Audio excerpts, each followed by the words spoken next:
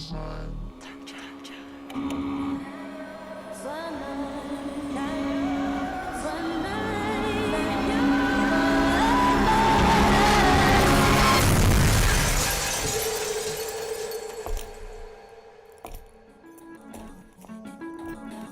ready?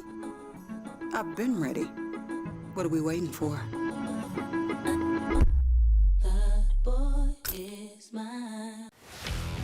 Let's face it, there's a lot of trash talk in basketball, but the great teams let their performance do the talking. Like Ford F-150 with Pro Power on board, a class-exclusive industry-first feature that turns your truck into a mobile generator and leaves the competition speechless. Ford F-150, official truck of the Grizzlies.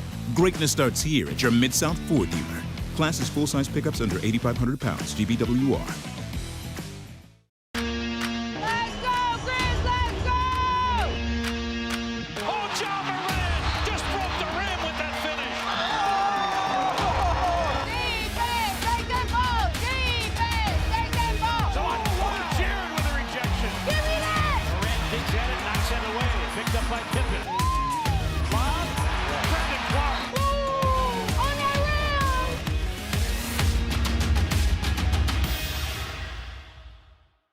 Sonic Radio. Welcome back to Sonic RNDIO. That spells radio with me, the CIO. This just in, the new Sonic $1.99 menu lets you build a crave-worthy meal for just $1.99 an item. Whether that's a creamy shake, crispy tots, or a quarter-pound double cheeseburger. This just out. Ostriches. They're mean, not very cute, and in my opinion, way too big for a bird. Don't miss the Sonic Fun 99 menu. 5 items, always $1.99. Live free, eat Sonic. Tax not included. See menu for details.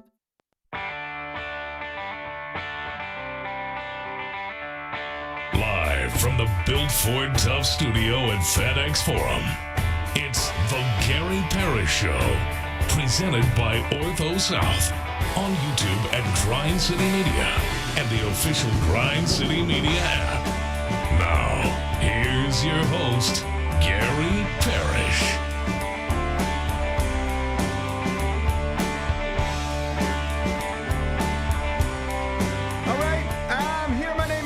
Parrish. I'm speaking to you from the Built Ford Tough studio. We're at FedEx Forum, downtown Memphis. Bennett Doyle right there producing the program. Glad he's with me. Glad you're with me. Hope you're getting through the day best you can.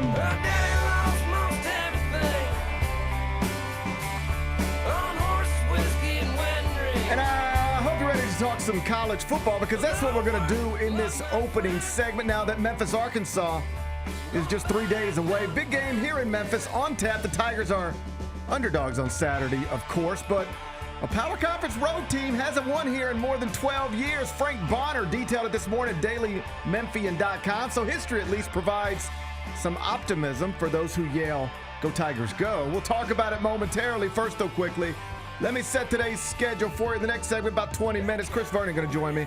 He's the host of the Chris Vernon Show, weekdays noon, Grind City Media. I'm going to talk to him about a number of things, including those ESPN future NBA rankings that were published yesterday. Chris Vernon will join me here in the next segment. Finish talking to him, take a break, come back, do 5 more things you need to know, at which point we're going to discuss 5 previously undiscussed stories. Among them, former Mavericks owner Mark Cuban continues to spiral nonsensically in some cases for reasons that I can't understand, defending Clippers owner Steve Ballmer against some allegations that detail what most believe is compelling evidence that, yes, the Clippers did circumvent the salary cap. We'll scratch our heads about Mark Cuban's excessive tweeting. We'll do that in about 40 minutes. The NFL released a statement after we concluded our show yesterday about Tom Brady sitting in the Raiders coaching box during Monday Night Football. It was mostly a worthless statement. I'll tell you why in just a bit. Clemson coach Dabo Swinney went on a rant yesterday expressing frustration with the people who are criticizing his team's poor start to this season. He said, if you don't want me, you can get rid of me. I'll go coach somewhere else. That usually doesn't go well. I'll tell you exactly what he said. We'll do that a little later on in the show. Mariner star Cal Riley homered 2 more times last night, past Hall of Famers Mickey Mantle and King Griffey Jr. to obtain a couple of all-time records. Meantime, Shohei Ohtani also did something that had never been done before. Fun night, MLB. We'll talk baseball in the 3rd segment. And congratulations to Cardi B and Stephon Diggs. They are expecting their first child together, it was announced this morning. Sounds exciting. We'll celebrate the young lovebirds during a segment we call 5 More Things You Need to Know. Then we'll eventually do GP's Carryout. And we'll call it a day. So that's the rundown. We got a lot to get to, but I did want to start with college football because we are now just 3 days away from Memphis, Arkansas, inside Simmons Bank, Saturday, 11 a.m. on ABC. The Tigers still listed as 7.5-point underdogs. The game opened at Arkansas minus 5.5, moved to 7.5 pretty quickly. It remains there roughly 73 hours away from kickoff. So, yeah, Memphis is expected to lose to a power conference program at home this weekend. MasseyRatings.com gives Memphis just a 38% chance to win the game. But I'm choosing to remain optimistic because, as Frank Bonner detailed at DailyMemphian.com this morning, the truth is that the Tigers haven't lost to a power conference program at home since September 7th, 2013. It's been more than 12 years since we watched a power conference program come to Memphis and beat the Tigers. Big Bet Bennett, do you happen to remember the last power conference team to win at Memphis? Trivia time. Okay, 2013. I'm going to say, just because they've been here a lot, I'll say it was... that's not going to be right. I was going to say Ole Miss, but I don't know if that's... No, every time Ole Miss comes to we win. Simmons Bank lately, that's right, we win. We smack them around. I don't think it was Tennessee either. Now, only beating them once ever, and it was a long time ago. Yeah. Oh, yeah, that's right. It was 96. Yeah. Never forget. Never forget. Who came here and beat us in is it an SEC school? It's a 2013 game. It is the season opener. It is an ACC school. An ACC school. I'm going to say... Guided by, just to tie this all together with things you've already thrown out, it's an ACC school that at the time was led by a former Ole Miss head coach and a former Tennessee offensive coordinator. Duke. It is the Duke Blue Devils. Yeah. It was David Cutcliffe. How about that? That's kind of disappointing. Wow. I was hoping it would be like Florida State. No, it was just Duke. It was just Duke. The game was September 7th, 2013. I don't even remember that game. I remember it vaguely. You know what? Here's what I actually remember about the game. Nothing. Here's what I remember about the week. We had David Cutcliffe on the radio show. I got you. Okay. I remember talking to David Cutcliffe that week on the radio show. The game was September 7th, 2013. The final score was Duke 28, Memphis 14. This will help you remember. It was the first career start for future first-round NFL draft pick Paxton Lynch, which means somewhere Chris Vernon was out there screaming "Free Piano Man." Right. That's right. Do you remember the Free Piano Man movement? I do, and I can't fault Vernon for that. I mean, the guy did come in studio with him, and I think he even played the piano. I can't remember if that was true or not. Do you remember Piano Man's name? Oh, it's on the tip of my tongue. Jacob Karam. Jacob Karam. Boom. Ding, ding, ding. Boom. Ding, ding, ding. Jacob Karam was on the bench the last time Memphis lost a home game to a power conference team. We were up in arms. I remember everybody was like, why? What's going on here? We love the Piano Man. I don't know if everybody was asking why, but certainly old Big Mouth was. He definitely got the movement going. No question he had the movement going. Yeah. Piano Man was Jacob Karam. He had thrown for nearly 1,900 yards the year before while leading Memphis to a 4-8 record. That was year one under Justin Fuente. But heading into year two, Fuente handed the offense to a redshirt freshman named Paxton Lynch. And if we're being honest, it didn't go well. It didn't. Which is among the reasons Vernon wanted to give the ball back to Piano Man. Never happened, by the way. I think he threw 7 passes all year. Correct. So Fuente stuck with Paxton Lynch. They went 3-9 in that season. That was year two for Justin Fuente at Memphis. It was 2013. Then after that came the breakthrough. That's right. 10-3 in 2014, 9-4 in 2015. Then it was off to Virginia Tech. Either way, none of that is the point. The point is that after Paxton Lynch lost to Duke in his first career start at Memphis, his next game against a power conference team at home, it was 2 years later, October 17, 2015. That one was against Ole Miss. Won that game 37. Got their ass. 37-24. Next game at home after that one against a power conference opponent, September 17th, 2016. That was against Kansas. Won that game 43-7. Next game at home against a power conference opponent.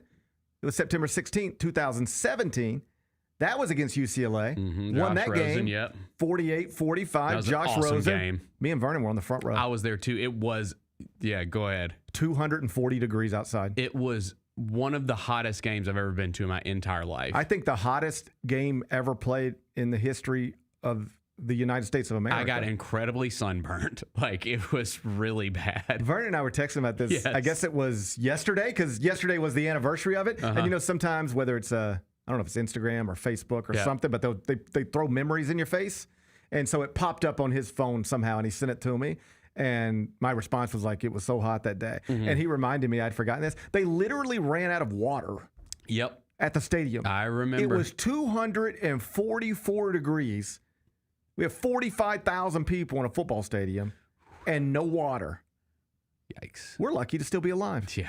If you think about it, we're lucky to still be I alive. hope we got some waters on deck on Saturday. Make sure we got waters on Won't deck. be another hot one. I think Dr. Scott's got that under control. Yeah. Okay. Next game at home after beating Josh Rosen and the Bruins against a power conference opponent, August 31st, 2019. That was against Ole Miss. Won that game. Good one. Yep. 15-10. After that, next game at home against a power conference opponent, September 18th, 2021 against Mississippi State. Won that game 31-29. It sounds fun just to talk through this, doesn't it? Yeah. Add it up. That's a 5-game winning streak at home against power conference opponents dating back to 2015. Again, shouts to Frank Bonner. Always want to give credit where credit is due for laying it all out this morning. DailyMemphian.com. Made my job easier. I always appreciate that. Big Bet Bennett, now you know the history. Yes. You know the history. Hadn't lost to a power conference team at home since 2013. Have won 5 straight games against power conference opponents at home dating back to 2015. Does all of that, any of that, provide hope for you that the Tigers can extend that streak to 6 straight victories at home over power conference programs this week in an upset Sam Pittman's Arkansas Razorbacks? I mean, it's going to be tough. This is obviously not even close, the best quarterback that they might face all season in Taylor Green. Like, he's awesome. He can run, he can throw, he can do a little bit of everything. No, I know everybody thinks like Arkansas's not good relative to the SEC, and Sam Pittman is on his way out. I watched that game the other night. They're You 30th. saw it too. They're 30th Yeah. at Massey ratings. Like, they're not bad. No. Like they might be bad relative to Georgia. Right. You know, but they're not bad. This is, according to at least one computer, this is a top 30 college football team. Now, I watched that Ole Miss game, and I came away thinking this is a good team. Yeah. I did not think, oh, we got a chance. I mean, we do have a chance, but I didn't come away from that Ole Miss game thinking, oh, we're going to get them. Well, I came away thinking it's going to be tough. Well, let's just think about it just with nothing but facts. Memphis is coming off a really nice season. Will be projected to win, or at least projected to be a favorite in every American game. So every game the rest of the season after this weekend. Memphis is undefeated. Mm-hmm. It is not hard to explain why Memphis should actually be considered the favorite to represent the group of 6 Mm-hmm. in the college football playoff. I know when you look at brackets online, they're not really there. But given the way their schedule breaks down, you could make a case very reasonably that Memphis, if things go the way they should go, should be in the college football playoff. That is not hyperbolic. And yet still, when the number got posted, it was 5.5 and immediately got bought up to 7.5. Yeah. That's where we're at. Yeah. That's where we're at. I have talked to a few college football people over the past few days who follow, the ins and outs of the sport a little more closely than I do.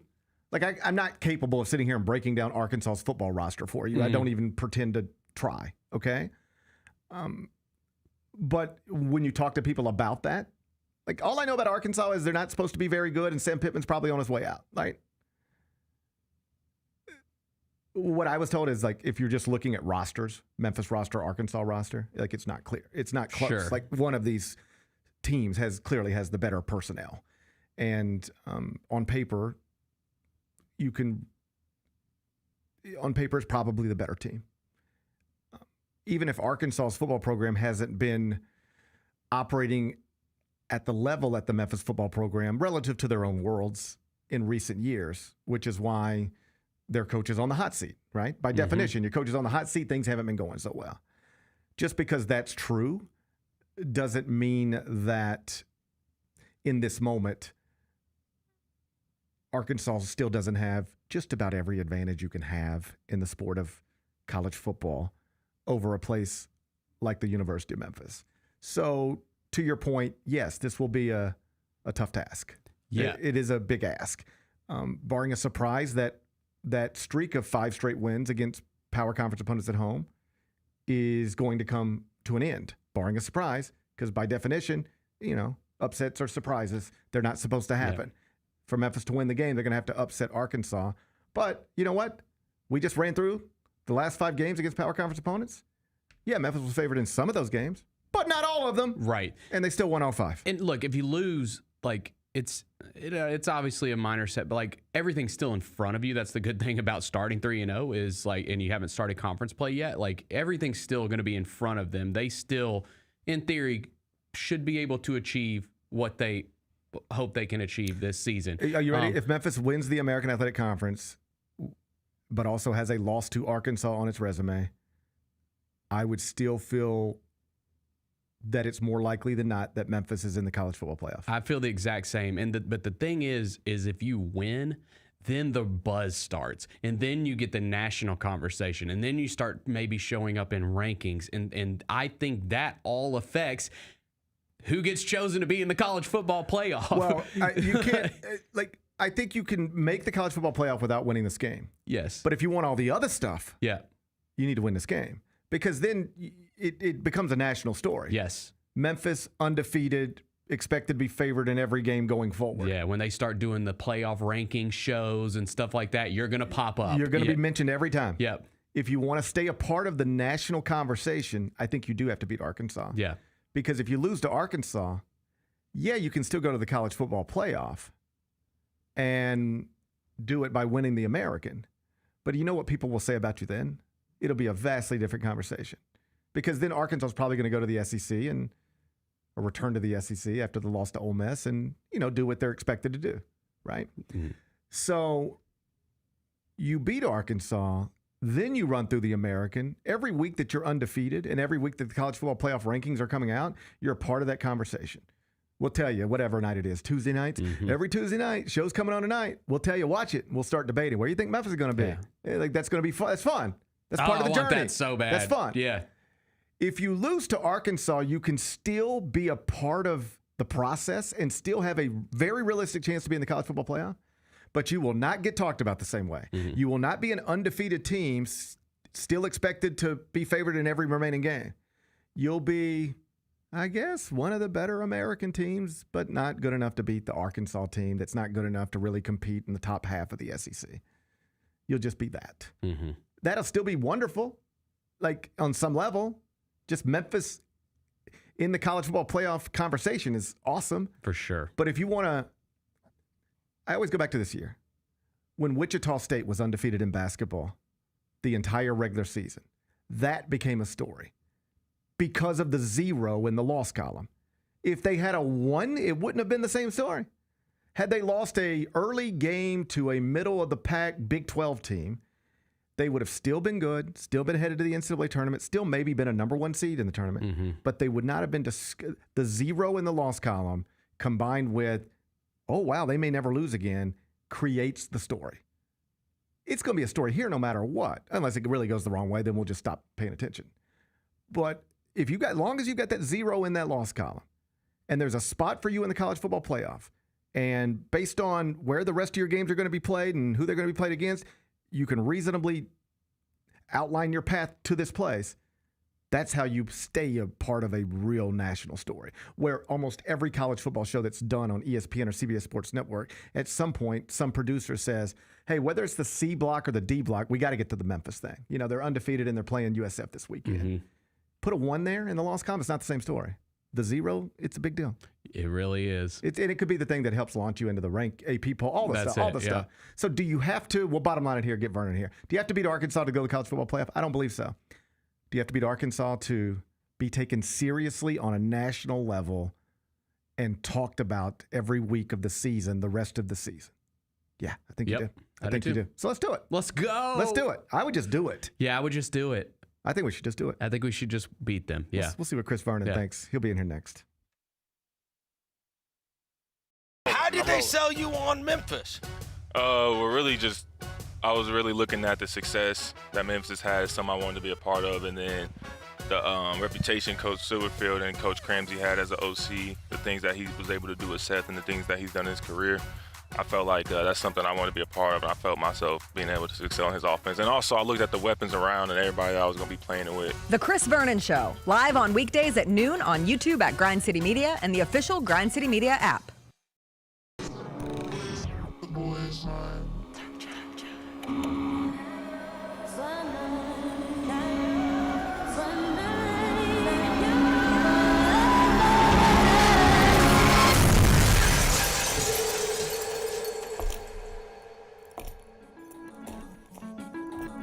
You ready? I've been ready.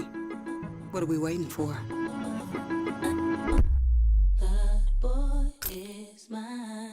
Kroger shoppers and Grizz fans. Want exclusive last-minute discounted ticket deals texted straight to you? Sign up with the new Kroger Buzzer Beater deal.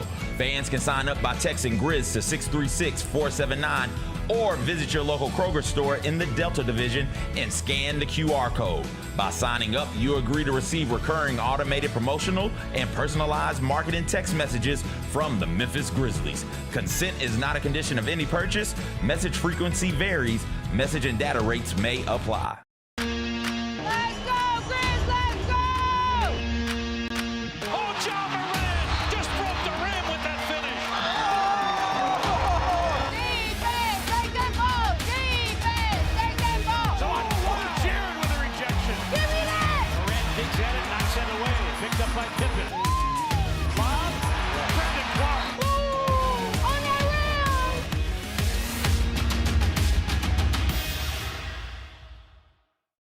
Catch us if you can at Southland Casino Hotel and win your share of up to $1.8 million in free play and prizes. Join us for drawings every Saturday in May, June, and July.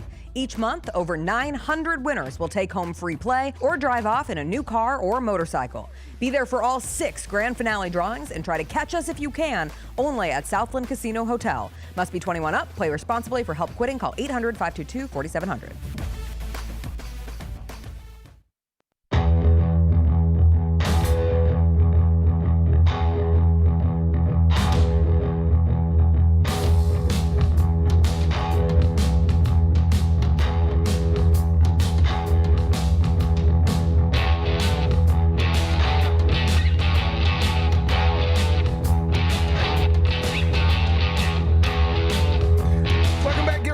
Presented by Ortho South on Wednesdays in the second segment. I'm joined by Chris Vernon, hosting the Chris Vernon Show weekdays noon, Grind City Media. He's here right now. Man, you got to text me if you're going to put on a collared shirt and everything else. I had to go to an event this morning at my kid's school, and so I just threw something. I mean, I had to be there fast. I had to walk the dog. I had to run out of the house, so I threw on a collared shirt at least so I could look somewhat presentable. Obviously, I didn't have to do shit this morning. Yeah, you didn't have to do anything. And now, as soon as I walk in, I have to be I had to be confronted with him after, we besmirched him on Friday for being Chicken Little. Oh, I'm so scared of Troy. He was scared of Troy. He was scared of Troy. Hey, you know what? He's like, I hope they don't ruin next weekend. Okay. Then they didn't ruin next weekend.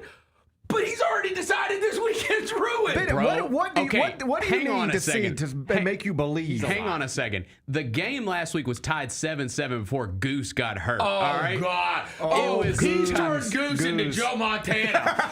If Goose would have been available. Hey, and then they put in this dude that I swear to God just walked off the high school football field and into a college football game. Like that kid was not ready. What happened to Goose? Why don't you tell me what happened to Goose, Bennett? I don't know. I actually don't know how he got hurt. What, he hurt his groin or something? And you know what?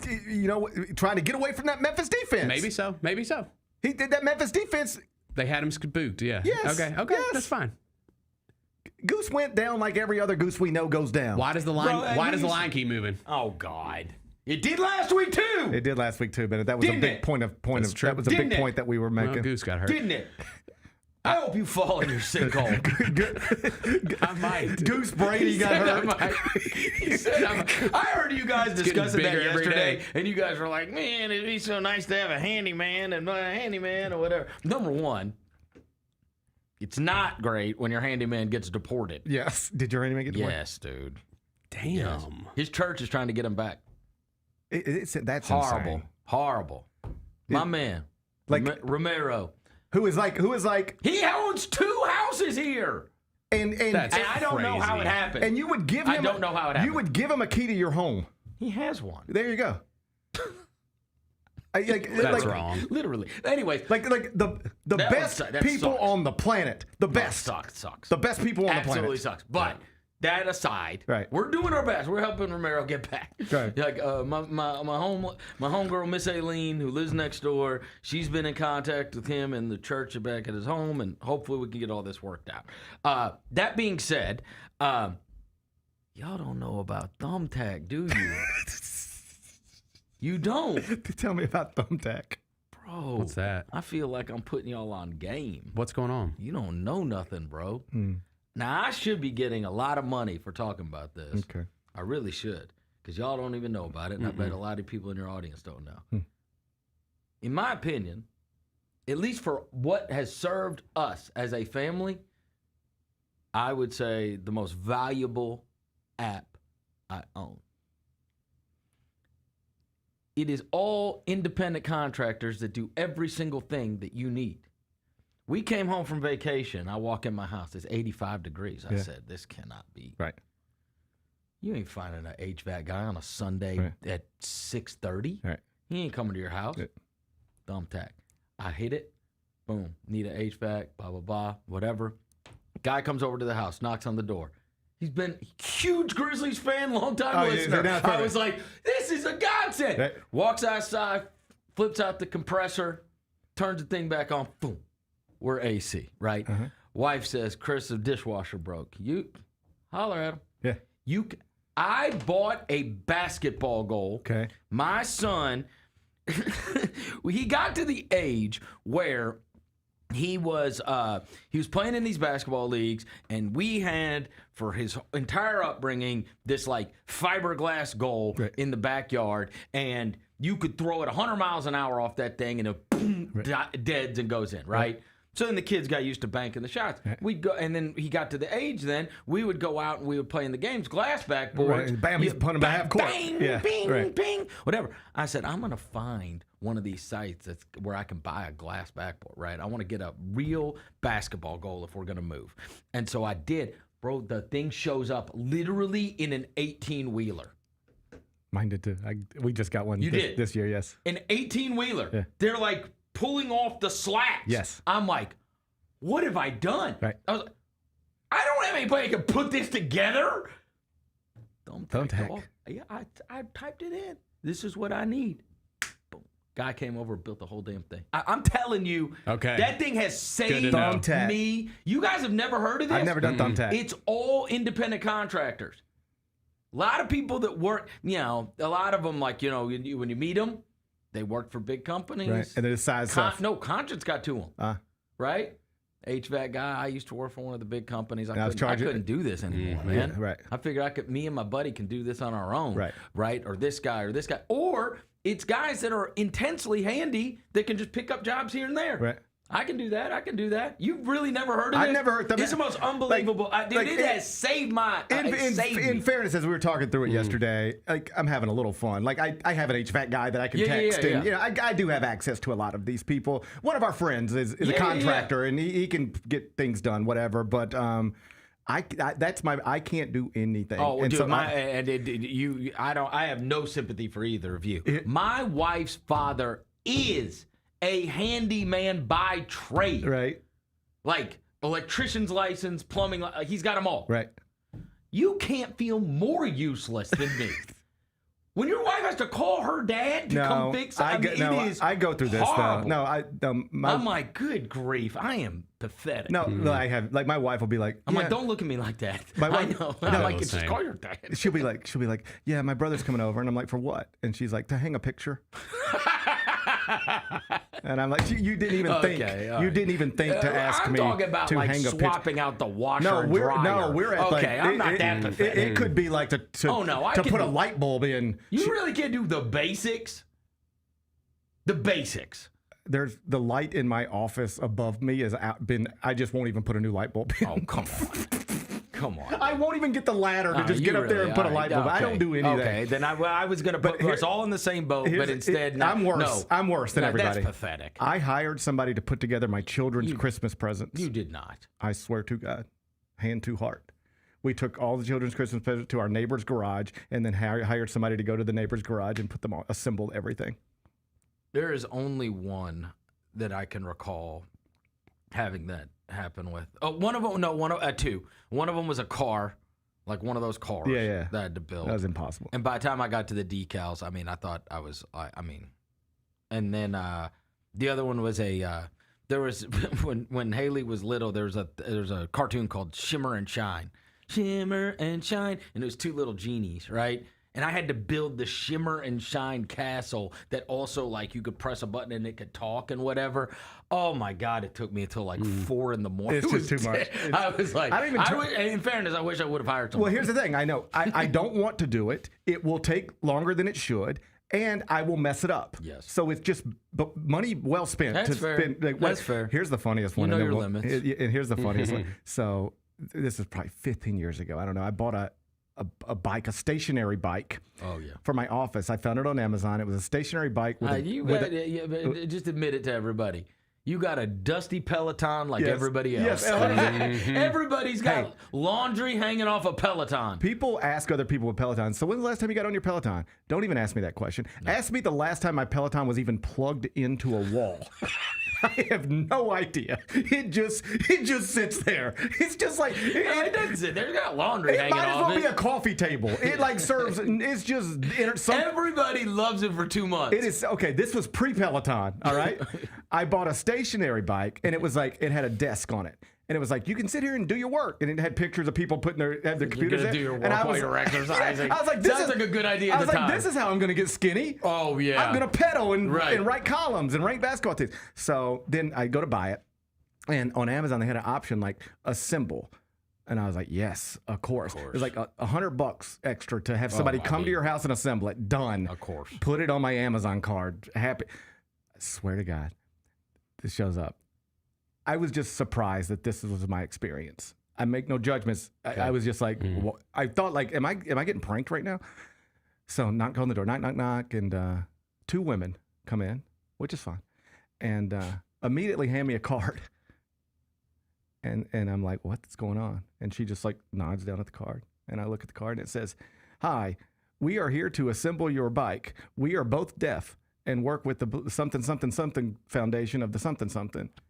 And I'm like, okay. And I'm like, well, come on in. I don't know what to do. I mean, it was just like, I didn't know what to do. I like, normally you're like trying to talk to somebody and be like, come on upstairs. This is honestly like something that would be in Curb Your Enthusiasm. I was just going to say that. It was like, and I like, normally I'd be like, yeah, come on upstairs, man. How you been? You having a good day? You want anything to drink? I didn't know what to do. Also made you feel way more useless that it was 2 women. For sure. I mean, you can't feel more useless. I hired 2 deaf women to put together something for me. You know what I'm saying? Yeah. I feel terrible about myself. I felt awful. I didn't know what to do. I didn't know how to communicate. Did they build it? Perfectly. Nice. In like 20 minutes. They were in and out in 20 minutes. Never said a word. I hope they weren't deaf and just didn't want you to talk to them. What if they were like, what if they got the ticket? They were like, hold up, this is that asshole 92.9. No, I don't want to talk to this. Last thing I want to do is hear one word out of this guy. Yep. Let's tell him we're deaf. Yep. You know who does that? I'm going to sell him out right now on radio. My buddy Chris Mannix. Yeah. Does what? He says he's deaf for Ubers. No, he does yes, not. He does. Yes, he does. That's yes, hilarious. You can put it in the app? Like you can just put it there, I'm deaf? Hearing I would like to do that. He does. Exactly. Just kind of smart. I have had incredible conversations with Uber drivers that I'm glad we're having this conversation. This is really nice. This makes me feel human. But I never want to have them. Oh, I don't. I want to just get in your car and you take me where I'm going and I'm going to work or have AirPods in or something. And so I get that. I understand the Let's get back benefits. to Chicken Little. Yeah, let's get back to Whatever. Sinkhole Chicken Little. It's my life. I don't like it no more. I don't like it. You know, I got to sit by him every game. And DeMar DeRozan scores 4 points in a row. You're like, see, I knew this was going to happen tonight. I knew we were going to bro, get. it's 4-0. I knew we were going to. He's like, we're not going to be able to stop DeRozan. He just got wait. 2. Like, he's been hitting mid-range jumpers for 20 years, Bennett. Like, he made 2. You're like, I know, but just watch. Just watch the way, but we're not going to be able to guard him. Also been hitting mid-range jumpers for 20 years, never won anything. Yes. We're not going to be able to stop him. No, I mean, maybe he'll get hurt. Oh, okay. Other than that. So, speaking. He knows I'm not lying, too. There has never been a game he feels good about. Bennett, why don't you ever feel good about things? Are you just conditioned? He just said because his teams never win nothing. No, this is a real thing. Like, true. My teams don't ever win. No, this is like real life stuff. Like you are the way you think about things is often tied to experiences from your life. So he's just a loser. I've taken many L's. I've taken many L's. Is this a nice way of calling him a loser? You might just have been a loser your whole life. I've taken quite a few L's in my lifetime, yes. Have you been a loser your whole life? Not my whole life, but it feels like lately. He's like, so the life experiences. Your life experiences. Your life experiences. You got a nice wife. You got shape 2 your awesome kids. worldview. That's all that matters.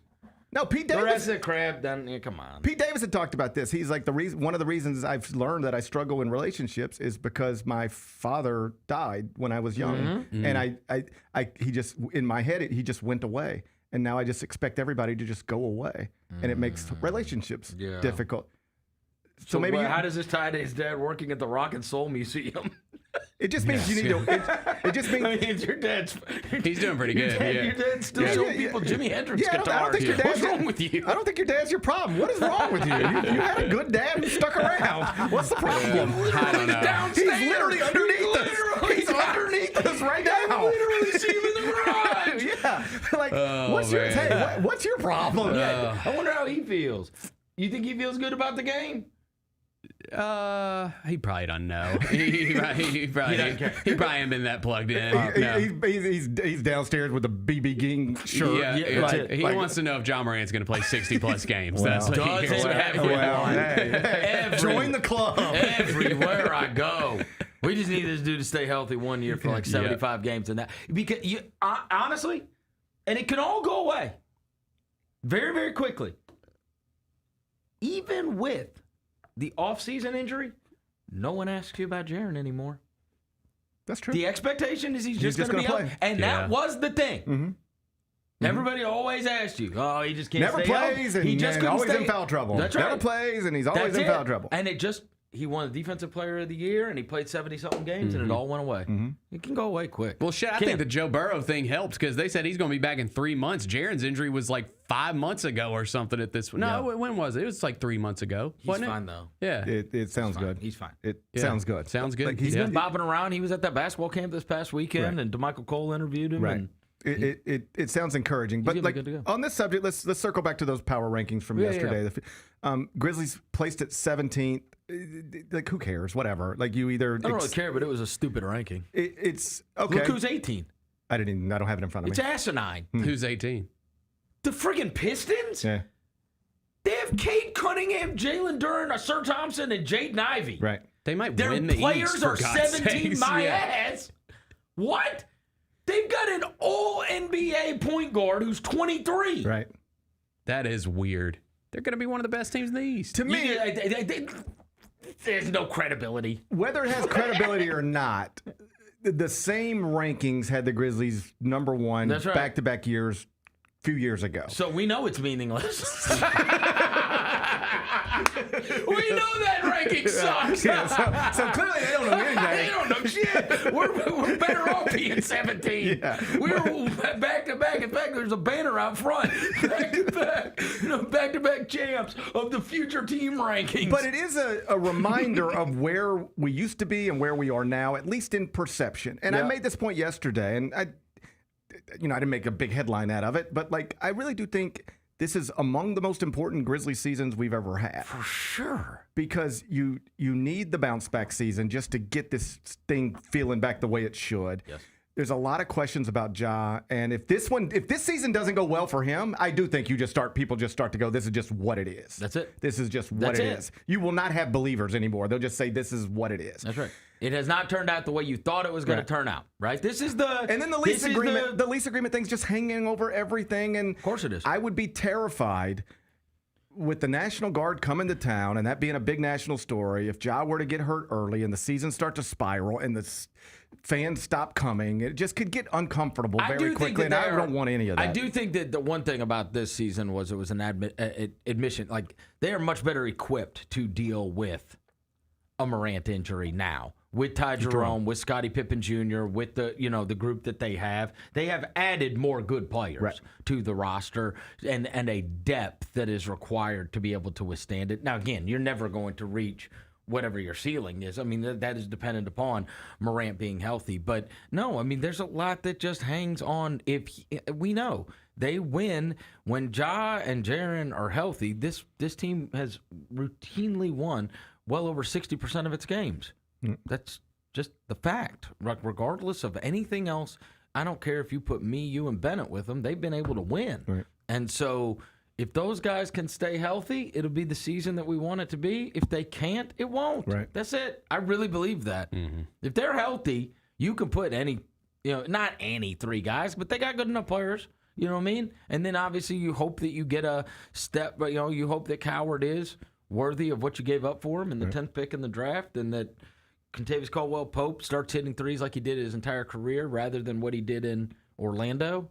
And Ty Jerome is able to be, I think most people look at it and go, this guy, if it wasn't for Pritchard, he very well could have won Sixth Man of the Year and contributed in a major way to a team that won 60-something games. Right. And so you hope that he can repeat the season he had last year. And I do think they have a chance to they are back in the position where they could actually surprise people. Right.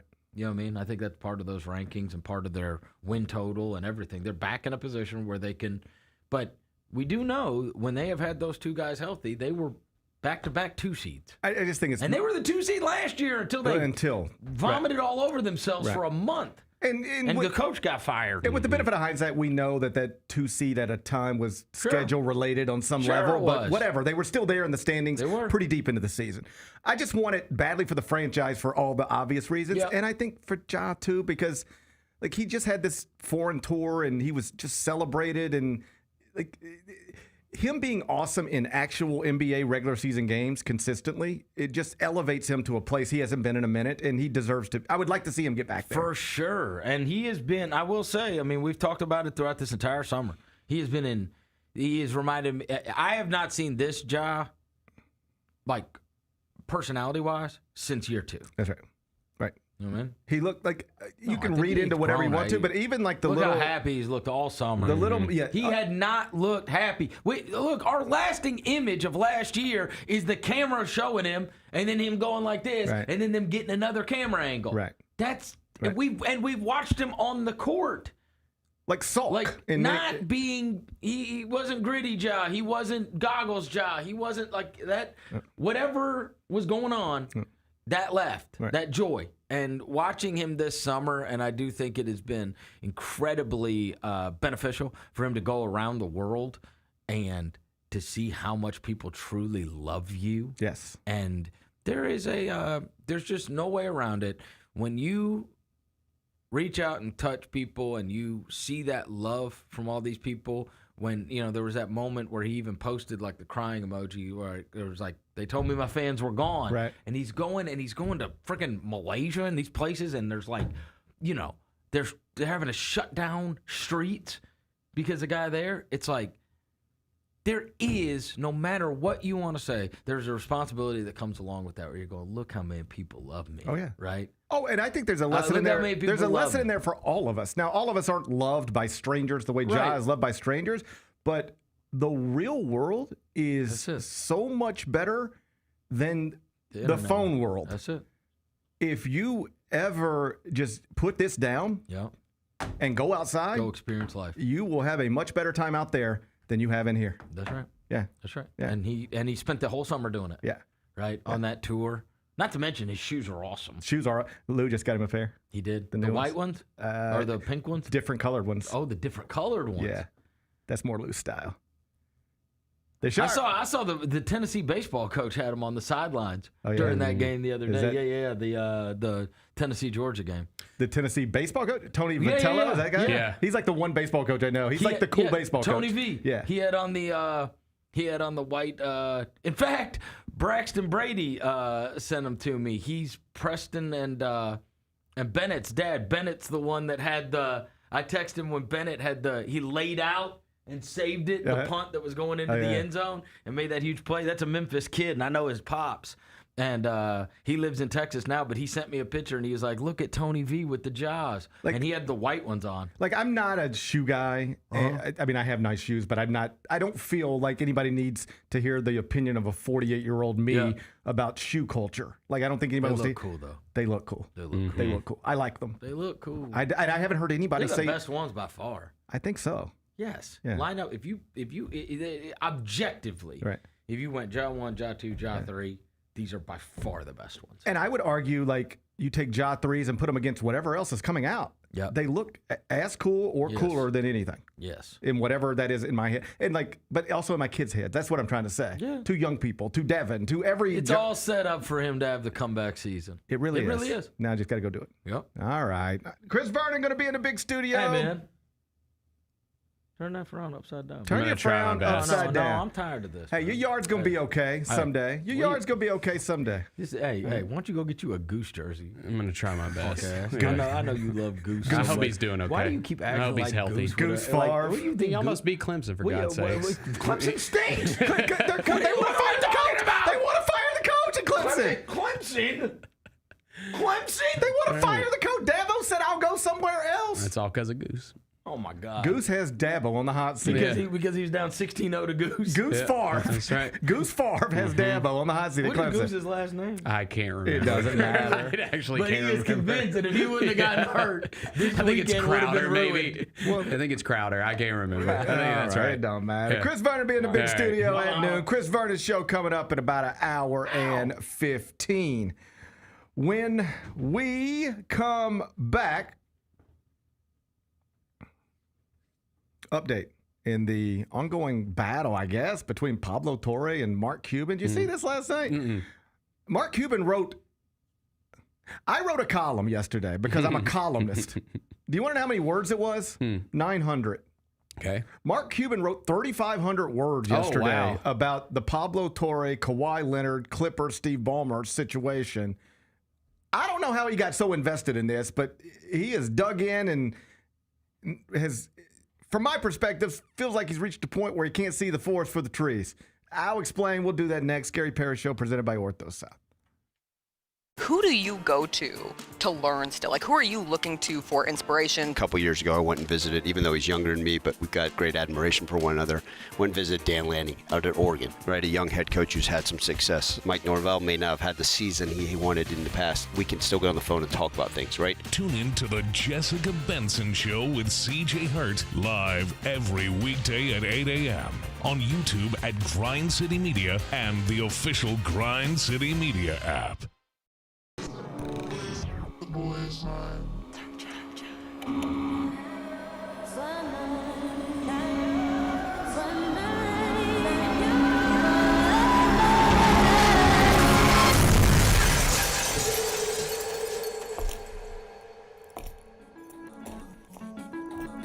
You ready? I've been ready. What are we waiting for?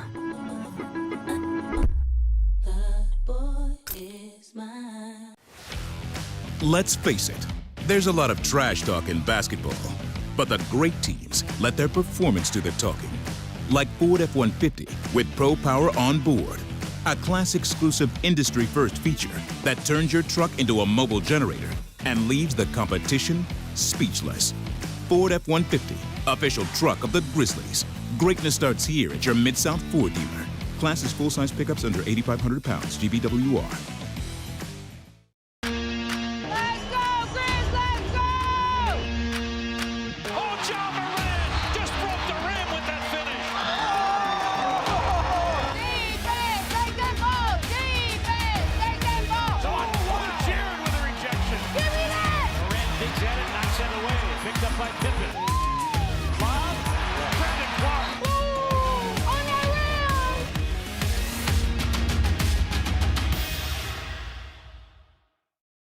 Catch us if you can at Southland Casino Hotel and win your share of up to $1.8 million in free play and prizes. Join us for drawings every Saturday in May, June, and July.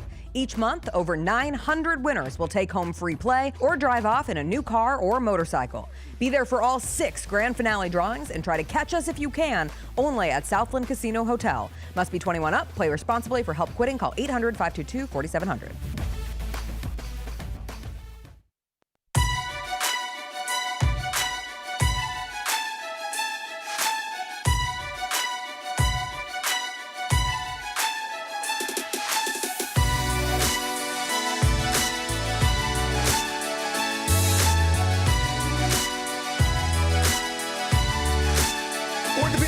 Can be unpredictable, unforeseen, and unscheduled, and Ortho South understands this better than anyone. Since your injuries don't make appointments, you don't need to either.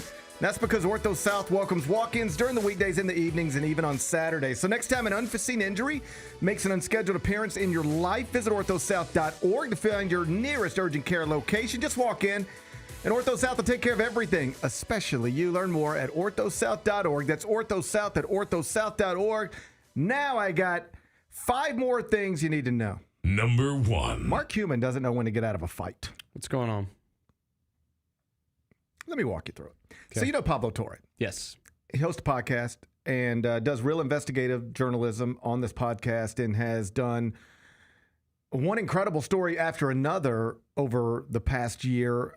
Perhaps the biggest, certainly the most recent biggest, is an investigation into a marketing deal that Kawhi Leonard signed a few years back. We've talked about it. I think at this point, anybody who cares knows the details. A company named Aspiration agreed to pay Kawhi Leonard $28 million to be a spokesperson for this tree planting company. All right.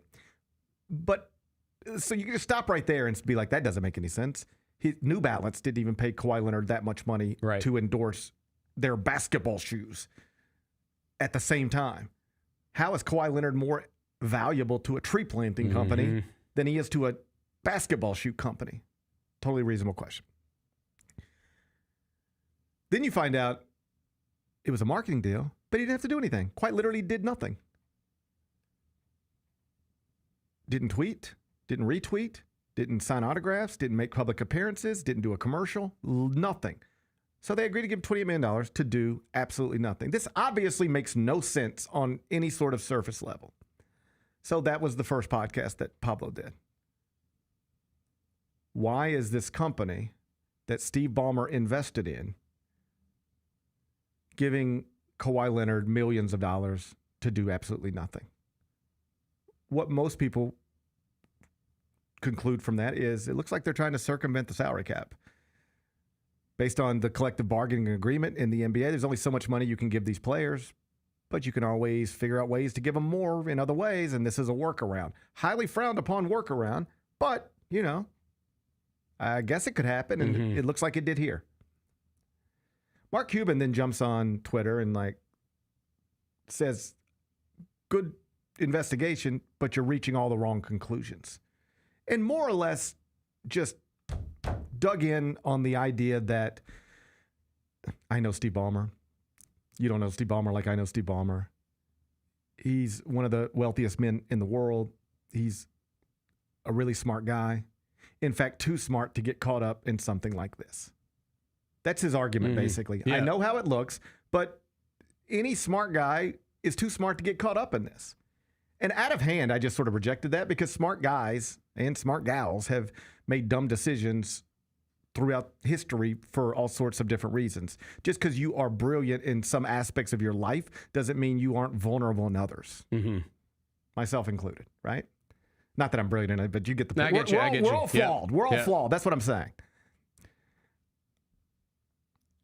So he just sort of hammers that one. Like, dude, I'm just telling you, if Steve Ballmer was really mixed up in this stuff the way you're suggesting, and this company was about to go bankrupt, as we know it was, let me tell you what a billionaire does. Let me just, you're not a billionaire. Let me tell you what a billionaire would do. A smart billionaire like me. Smart Cuban talking. You know what you do? You inject more money into the business so that it doesn't go bankrupt. Because if it goes bankrupt, then those creditors are going to be publicly known, and then you're going to have Kawhi Leonard in there, and now this is how we got here. The only reason, this is Mark Cuban talking, you know about this, Pablo, is because it went into bankruptcy court. And all of us who have this kind of money are very familiar with bankruptcy court and what's going to happen when we get there. And any smart guy would understand you don't let that happen. Therefore, I don't believe it could have happened. Well, that's just putting a lot of faith in the Steve Ballmer. Yeah. That he crossed every T and dotted every I and left himself open to nothing. But I'm just not sure that he did, because I've seen smart people make poor decisions or have lapse in judgment all the time. The history books are filled with it, if we still have history books. So then Pablo comes back and furthers the investigation and is able to report that, tell me how odd this looks, but as this company is going under, laying off employees and not paying people that they owe money to, they still owe Kawhi Leonard $1.75 million. And a week before they paid him, again, while they're laying off employees and not paying other people, but they decided to pay Kawhi Leonard this $1.75 million. A week before that payment was made, $1.99 million was injected into the company from literally the only person other than Steve Ballmer on the planet who has any ownership stake in the Los Angeles Clippers, a man who also happens to be Steve Ballmer's college roommate at Harvard. Steve Ballmer invests money in this company. They agreed to pay Kawhi Leonard $28 million to do nothing.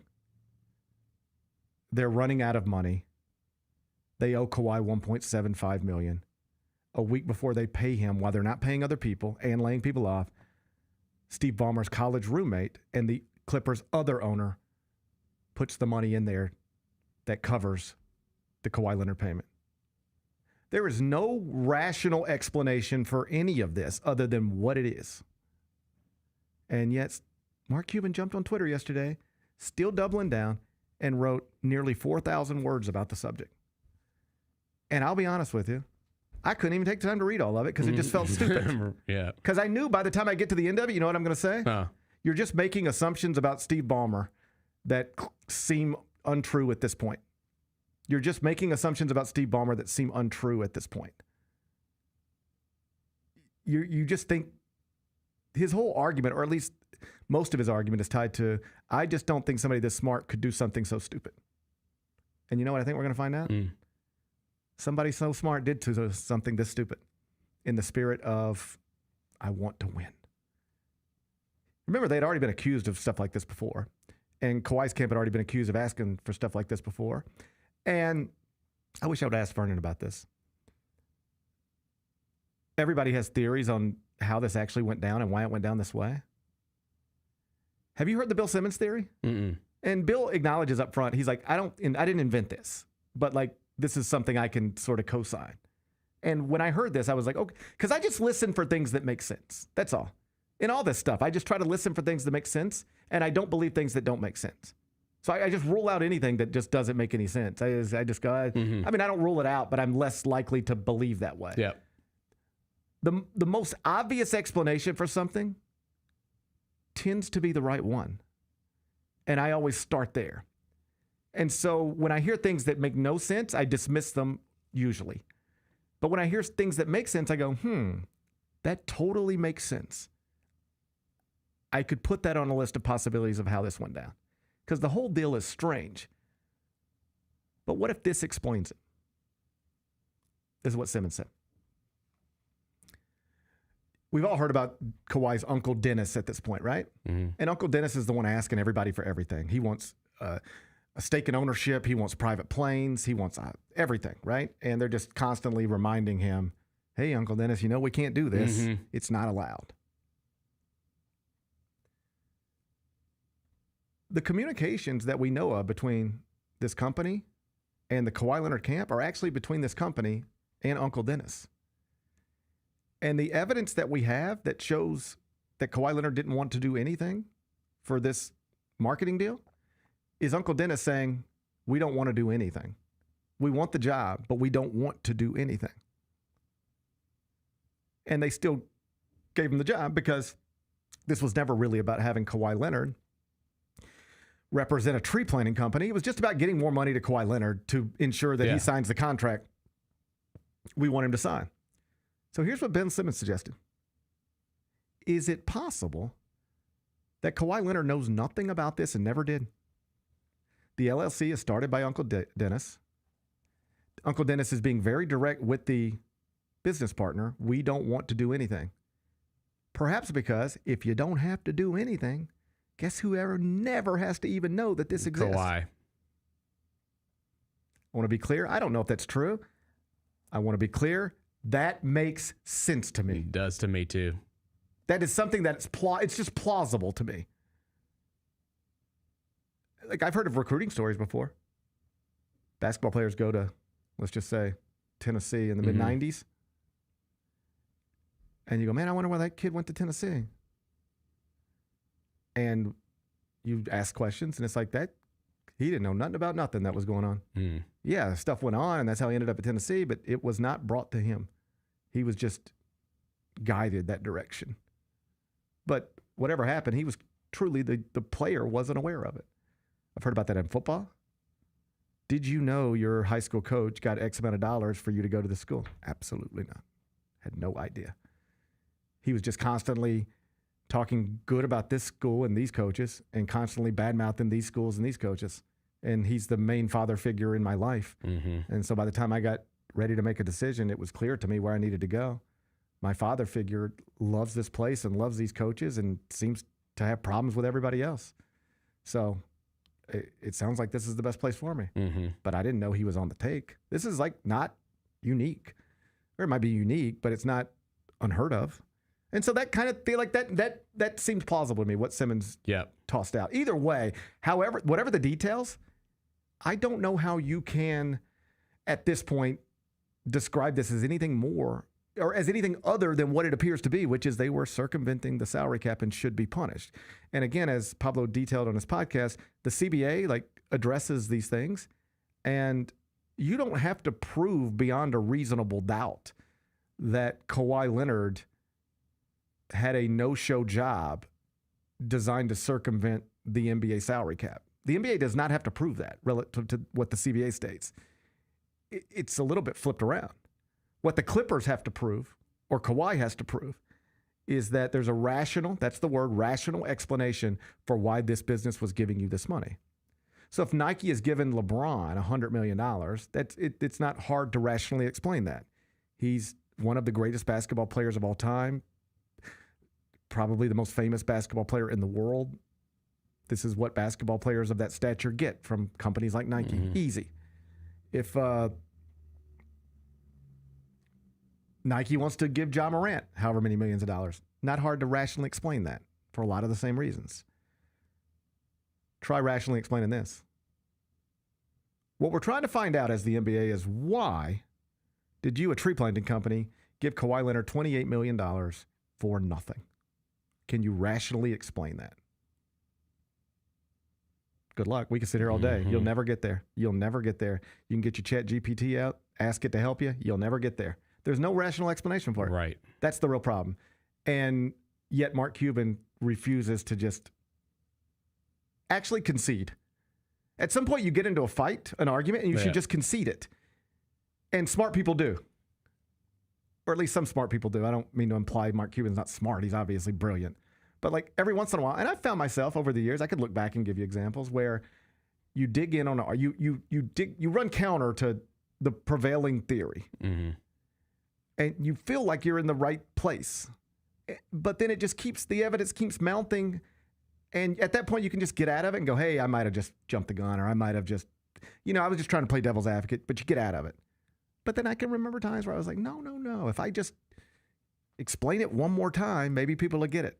If I just say it a little louder, maybe they'll understand.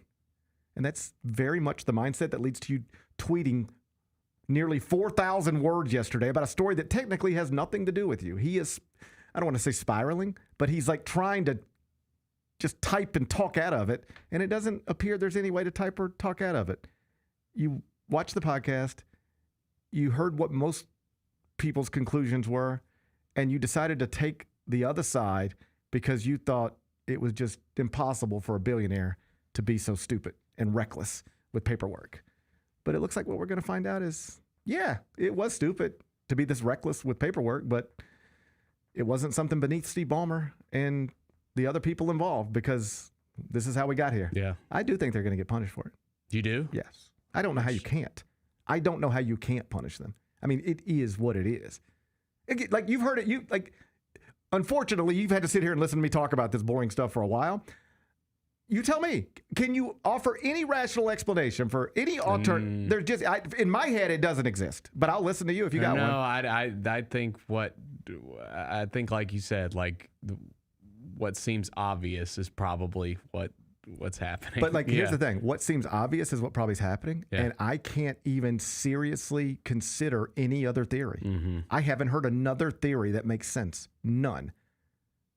Even if you think Steve Ballmer's too stupid or too smart to have this go down this way, then why did it go down this way? Like, that's always my next question. Okay, fine, but then why did it go down this way? Why did this even exist? Why was this even a thing? At some point, you don't have answers to very basic questions. And if you don't have answers to very basic questions, you can't rationally explain it. And if you can't rationally explain it, you're failing the CBA, at which point you need to be punished. I think they'll be punished. We'll leave it here. I think they'll be punished. Here's what I know. If they're not, it will be a huge issue within the NBA. Other owners will be furious. And it'll lead to other owners doing a lot of what the Arkansas AD did earlier this week. It'll lead to a lot of the other owners saying, hey, I know the speed limit's 55, but if we're going to let everybody drive 65, maybe I should drive 65 too. That's why I think they need to punish them, because if not, you're freeing everybody else up to create very similar deals and then always use this as precedent. Don't come back and hey, you didn't have a problem with this back in 2025. Pablo Torre put it on a platter for you, and you didn't have a problem with it. So don't talk to me about why my franchise players got a $80 million contract with FedEx. Don't come talking to me. Don't ask me how we signed the best free agent in the world because FedEx gave him $200 million. You didn't care when the Clippers did it. Don't talk to me. That's all hypothetical and never going to happen, but you get the point. That's probably why they need to punish, because if not, you lead to conversations like that. Number 2. The NFL released a statement about Tom Brady's presence in the Raiders coaching box during Monday Night Football, and it was mostly a worthless statement. You know what the statement said? Tom Brady was not in violation of any NFL rules. That's what the statement said, more or less. There's more words than that, but basically the premise was, hey, we heard you guys talking about it. You've asked for a statement. Here it is.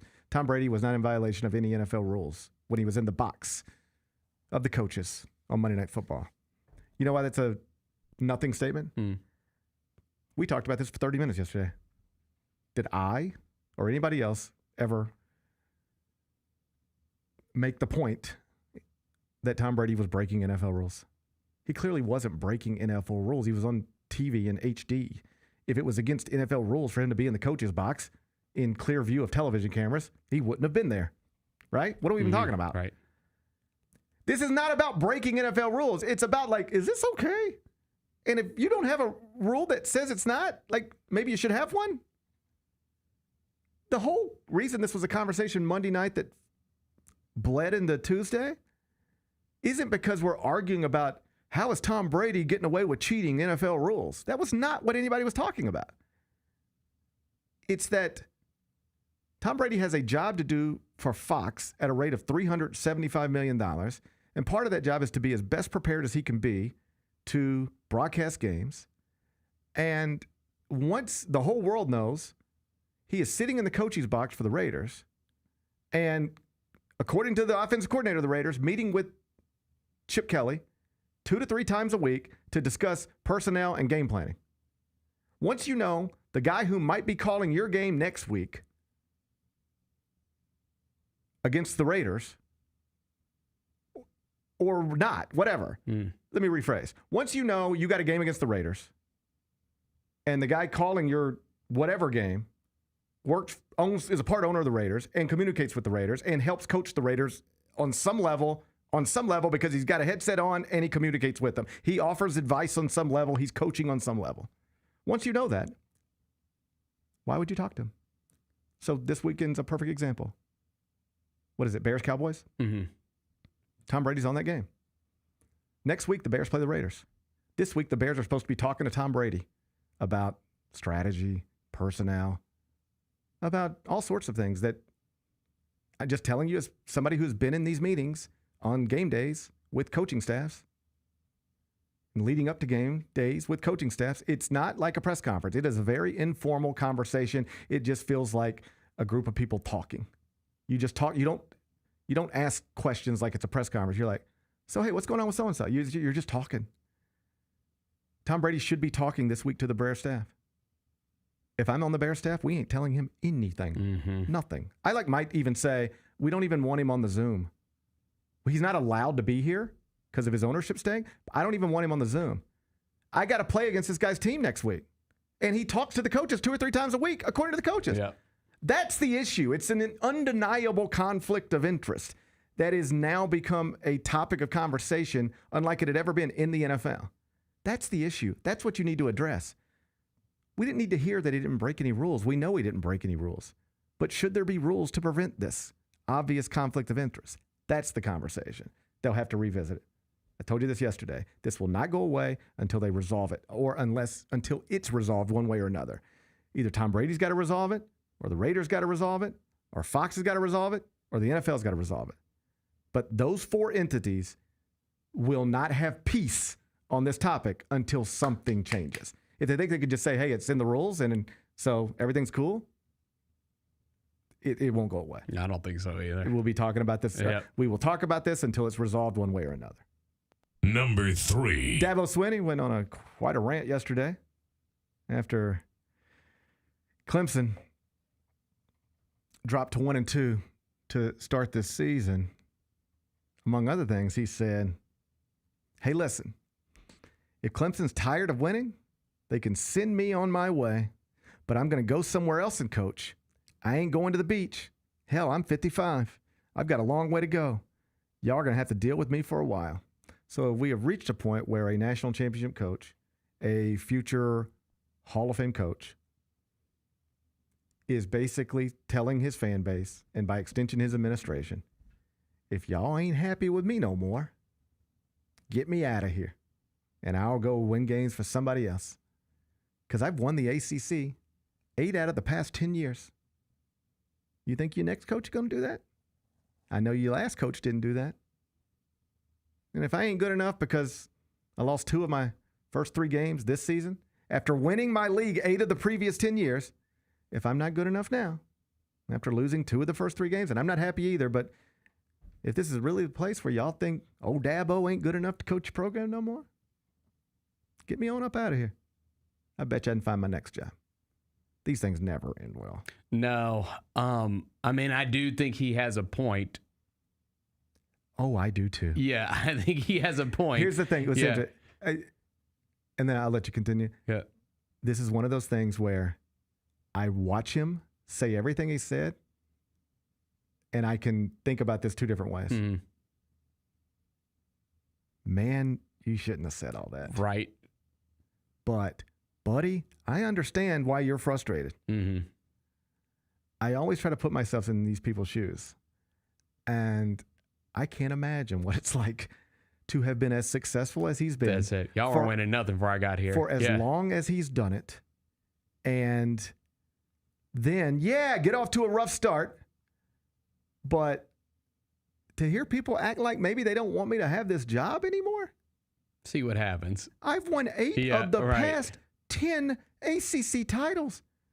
You ready for this? Not only will the next Clemson coach not win 8 of his first 10 ACC titles or never win 8 ACC titles in a 10-year span. You ready for this?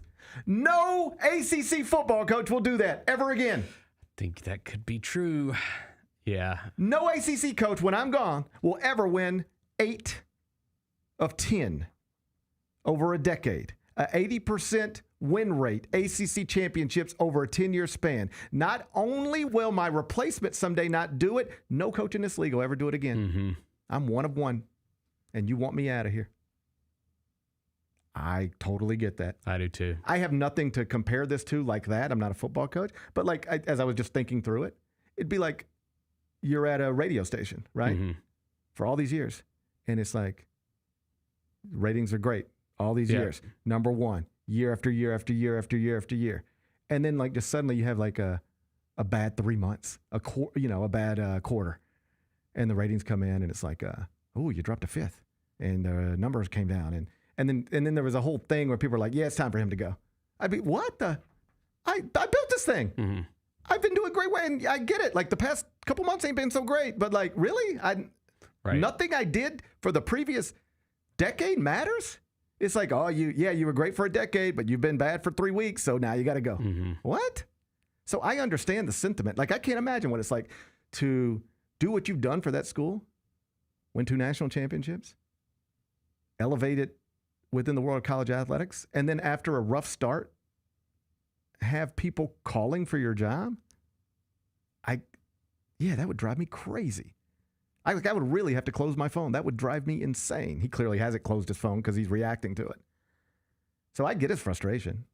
You just can't do it. You just have to stay above it. That would be my advice to every coach. Stay above it if you can. And I'm not even telling you I could. In fact, I think I know I couldn't. I don't think I'd be able to stay above it. But I know it's best to. Yep. If you can. Because you just can't win these war of words with people. Right. And you can't talk people into you. And this goes for all aspects of life. Like just trying to tell people they should appreciate you more doesn't tend to work. Mm-hmm. That's my experiences, at least. Just like, hey, you should appreciate me a little more. You shouldn't be so hard on me. Just doesn't usually work. Telling people how to feel about you, it has never been helpful in my life. And it will not be helpful here. Because all you're doing here is you're telling people, look at what I've done here. And if you don't want me, then get me out of here. And somebody's going to then dig in and say, well, hey, thanks for everything you did in the past, but the present sucks. And you know what? We are kind of tired of you. We'll take our chances with the next guy. It's not that dissimilar to where John Calipari got at Kentucky. He had done all these things. Yeah.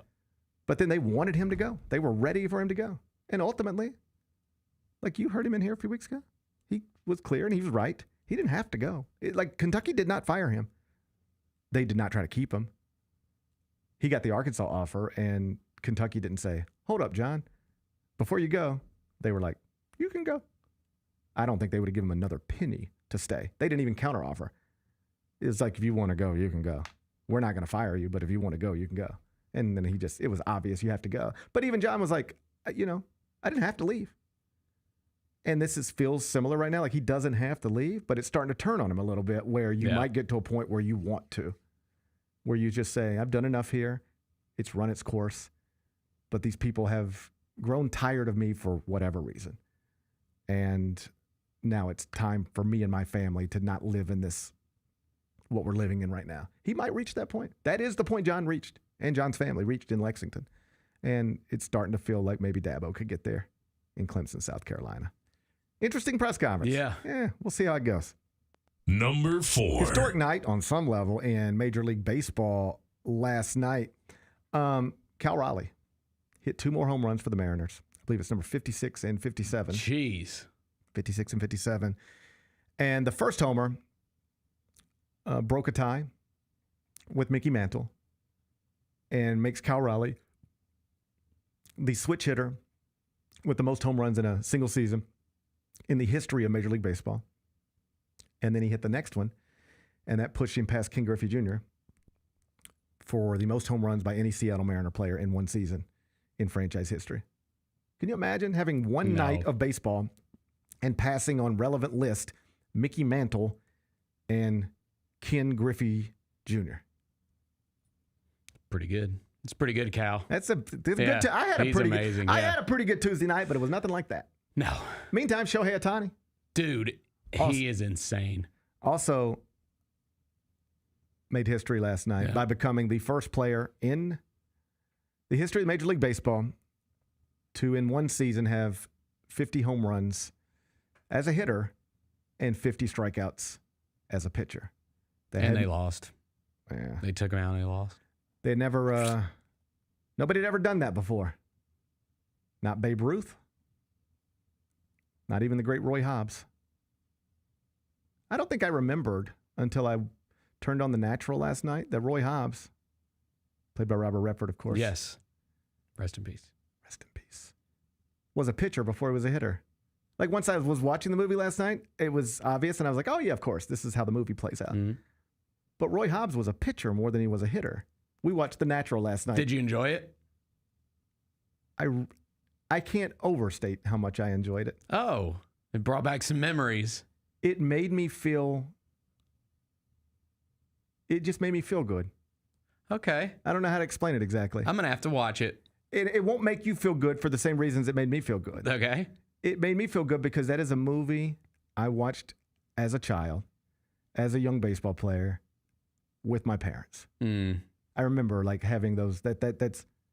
I don't guess I have an actual memory of like mom and dad and me and The Natural, right? My brother, but I know that must have happened at some point because I watched that movie. It was released in '84, and I watched it a million times. So I know that must have happened last night. And so yesterday we had middle guy's got a golf tournament, little guy's got football practice. I mean, buddy, that's all I do is as soon as I'm done here, I'm just driving people to practice the rest of the day. So we didn't get home till 8:30, and then little guy's got to get a shower, and Mets game finished up. We watched the end of that. And I was like, I had talked to my boys on the way to school yesterday about Robert Redford. We try to talk every morning, or we're trying a new thing now. Tell me what you think of this. Trying new things. Now I'm just rambling, but we'll cover all this. Just give me a minute. We used to listen to podcasts in the morning that like the headlines or something like that. Okay. Because it would just run them through the news, and I just sort of liked the idea. Like my kids aren't going to get up and read the New York Times, but I would like for them to know what's going on in the world. That's what I thought, right? Be educated, like be aware. And I don't really know that I want them to know what's going on in the world. I've reached the point where I flipped on this completely. I don't think I want my kids to know what's going on in the world. They'll find out eventually. On their own.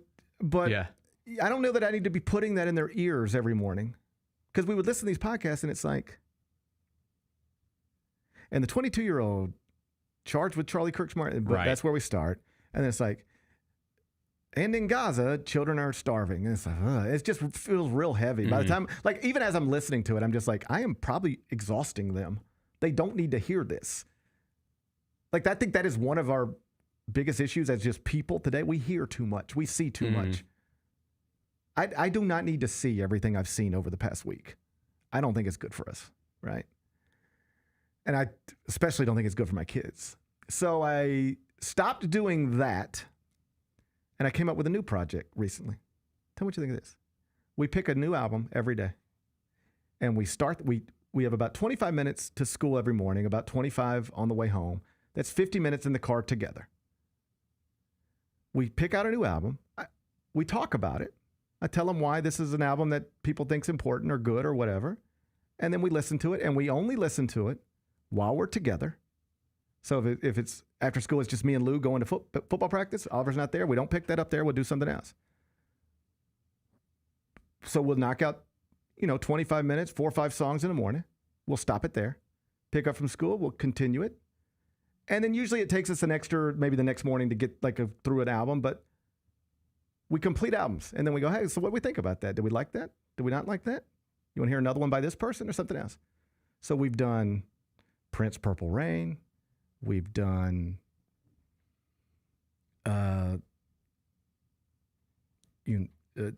Radiohead, Kid A. Okay. We did the new Tyler Childers album. We've obviously done, Jay-Z stuff and whatever. And I'm just like throwing music into their ears where someday if somebody ever says, well, have you ever heard that album? They're probably going to be able to say yes because I have shoved it in their ears. I like that. It just feels lighter than, so here's what's happening today in the world, because that was starting to wear everybody out. Anyway, so we've been doing that. But yesterday we took a break from that. And I decided to talk to him about Robert Redford. And I said, hey, this is like an iconic Hollywood figure. He was an actor and a director and a writer and a lot of different things, but by all accounts, a pretty impressive man. And I was like, have you guys ever seen The Natural? And Oliver had, Louis had not. So to circle back to the original story, we get home last night and Mets game's over, and it's getting a little late. But I'm like, hey, let's turn on something. It's not quite bedtime, but we're getting close. I said, let's turn on something. What do you guys want to watch? And I said, hey, what about The Natural? Lou, do you want to watch The Natural? And he was like, yeah, let's watch that. I said, okay, let's watch that. And I told you last week or whenever we talked about it, I just rent movies when I stream them because I'm never going to go back to it. But Kelly suggested he's probably going to fall asleep. And who knows when we'll get back to this. And this is the type of movie he might really want to watch again. And it's $10 more to buy it instead of rent it. So let's just do that. So we bought it. And we sat down and we started watching it. And it made me feel good. It felt like a family movie night. It felt like I was 8 years old. I could see myself in him. I just felt really, and then he fell asleep and whatever. Yeah, but it doesn't matter. For the 40 minutes he was awake and we were all just sitting there watching The Natural, I felt alive, happy. I love that. I felt the way I'd like to feel. And then when I was talking to Vernon off air about it, so you start watching the movie and you start remembering it. Like if you'd have said yesterday, describe the movie scene by scene, I wouldn't have been able to do that. I know the basics because I'd seen it a million times, but not in 30 years, 40 years. I don't know. So you're watching the movie and it's like, I don't know every scene that's coming up, but I remember them once I watch them. I'm like, oh yeah. And I won't ruin it for you because I know you've never seen it. There's it feels its age a little bit, if I'm being honest. And there's some flaws in the storytelling. Like there's one, like the way Roy Hobbs finally gets an opportunity to play baseball. It's because something happens to another player. And the thing that happens to the another player is just absurd. It's just a stupid thing. Like it's just, if the writer brought that to me, I'd say, we can accomplish the same thing, which is really, we just want to get Roy Hobbs on the field. That's all we're trying to accomplish with this scene is get Roy Hobbs back on the field. We can accomplish that by doing something much more reasonable than what you're doing to make that happen. It just makes the whole thing seem a little silly. So there's some of that in there.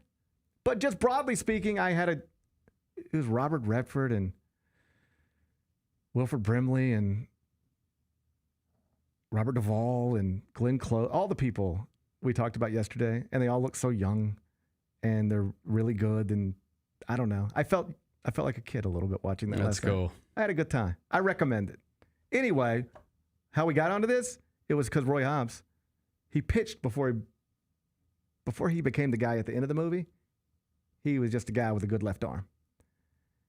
And yet even he wasn't anywhere. Nobody expected him to get 50 homers and 50 strikeouts in the same season. Babe Ruth didn't do it. Shohei Ohtani did last night. True legend. Yeah, dude. 1 of 1. Fun night in baseball. We'll do another full schedule a little later on today.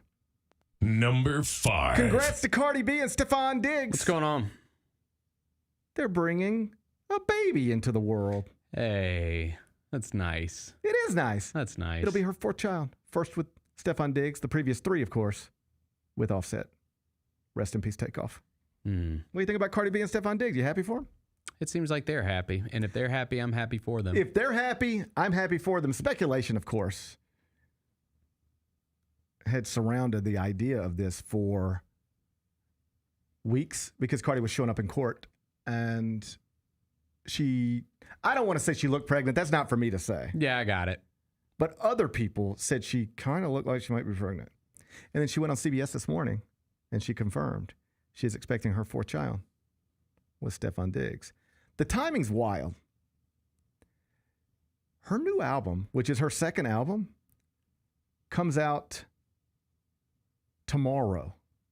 It's called Am I the Drama? Her first album, which was called Invasion of Privacy, was released April 6th, 2018. It's been more than 7 years between albums for her, all right? Because she's had 3 kids. Check this out. Invasion of Privacy was released April 6, 2018. The next night on Saturday Night Live, she announced her pregnancy. This morning on CBS, she announced another pregnancy, and her 2nd album is coming out tomorrow. I'm sure it's coincidental. It's got to be. But it's also like awful for business and something that women entertainers, women professionals have to worry about in ways that men don't have to worry about. Like, you can be the biggest male rapper in the world, release an album, have a kid, all on the same day, go on tour. Like, nobody even blinks. You can't do that if you're Cardi B or any other woman. And so she will now have 2 major releases under her belt, and both of them line up literally in the same week as the week that she publicly announces a pregnancy, which I assume messes up touring and all sorts of things. I don't think it's fair that women have to deal with this, but men don't. I agree. Also, I don't think there's anything I can do about it, so we'll just leave that one there. But it is something that women have to consider, and it's not just women rappers. It's Serena Williams. It's literally anybody in the WNBA who is interested in having children. If I do this, what will it do to my career? Will I ever be the same? How much time will I miss? You know, Ja Morant can have a child. It's going to impact his basketball career in no tangible way. That's true. Angel Reese can't do that same thing. And here's an example in entertainment where Cardi B is at least going to have the launch of her album and what would reasonably be expected to be a worldwide tour, arena tour in support of the album. Like, either she's not going to do that now or she's going to have to do it pregnant. Not ideal. Not ideal. But also none of my business. If she's happy and Stephon Diggs is happy, then I guess I'm going to be happy for him. You're damn right. But we'll see how it goes. I think that's what we're going to do with all this stuff. Dabo Swinney. Yeah. I think this is whether it's the Steve Ballmer. There's a theme in here today. Mm-hmm. All right? Whether it's Steve Ballmer situation with the Kawhi Leonard no-show, John, or the Tom Brady conflict of interest, or the Dabo Swinney set of circumstances at Clemson, or the precious baby on the way from Cardi B and Stephon Diggs. You know what we're going to do over here? What are we going to do? We're just going to see how it goes. Okay. We just sit back and see how it goes. Be back with GP's Carryout. Why are you dressed like that, CJ? What the hell is wrong with you?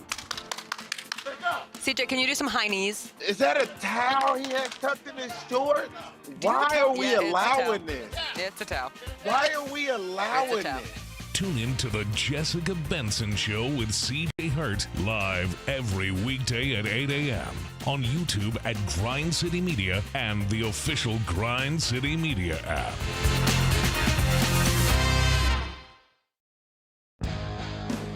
Grizzlies fans know it's the team that gives you the edge. Big River Steel does too. And much like the Grizzlies have recruited legendary talent, we want you to be part of our team. Are you ready to be part of something legendary? Then visit www.bigriversteel.com. That's www.bigriversteel.com.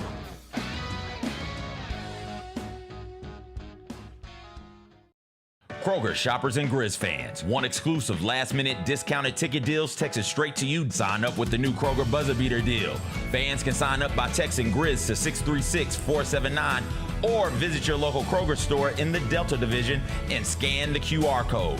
By signing up, you agree to receive recurring automated promotional and personalized marketing text messages from the Memphis Grizzlies. Consent is not a condition of any purchase. Message frequency varies. Message and data rates may apply. How did they sell you on Memphis? Well, really I was really looking at the success that Memphis had, something I wanted to be a part of, and then the reputation Coach Silverfield and Coach Cramsey had as an OC, the things that he was able to do with Seth and the things that he's done in his career. I felt like that's something I wanted to be a part of, and I felt myself being able to excel in his offense. And also, I looked at the weapons around and everybody that I was going to be playing it with. The Chris Vernon Show, live on weekdays at noon on YouTube at Grind City Media and the official Grind City Media app. Sonic Radio. Welcome back to Sonic RNDIO. That spells radio with me, the CIO. This just in, the new Sonic $1.99 menu lets you build a crave-worthy meal for just $1.99 an item. Whether that's a creamy shake, crispy tots, or a quarter-pound double cheeseburger. This just out. Ostriches. They're mean, not very cute, and in my opinion, way too big for a bird. Don't miss the Sonic Fun 99 menu. 5 items, always $1.99. Live free, eat Sonic. Tax not included. See menu for details.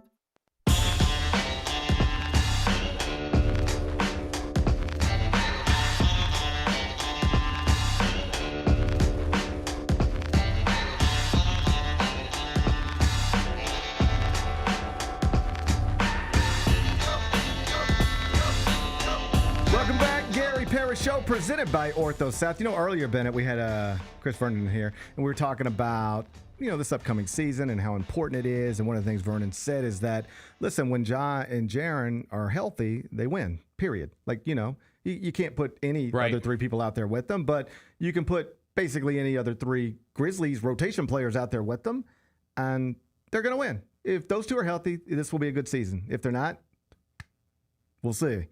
But if they're healthy, what history tells us is they'll be fine. Jalen looked it up for us. Grizzlies record when Ja and Jaren play together, all time, 129-80. So, how about that? Yeah, how about that? They do. So, just let's stay healthy. Let's stay healthy. I wonder if we've ever thought about trying to stay healthy before. Have we ever entered a season with the idea like, hey, you know what we're going to do this year?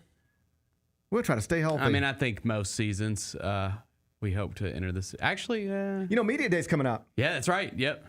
And, we'll probably be sitting down with Ja and Jaren or some combination of various Grizzlies. And I think, as I'm starting to prep for this, I think this is what I'm going to do when they sit down. I'd like John Moran to sit down. But Ja, hey, it's good to see you. Appreciate the shoes. My kids are loving your shoes. So thanks for creating those. Question. Have you guys as a team ever thought about trying to stay healthy?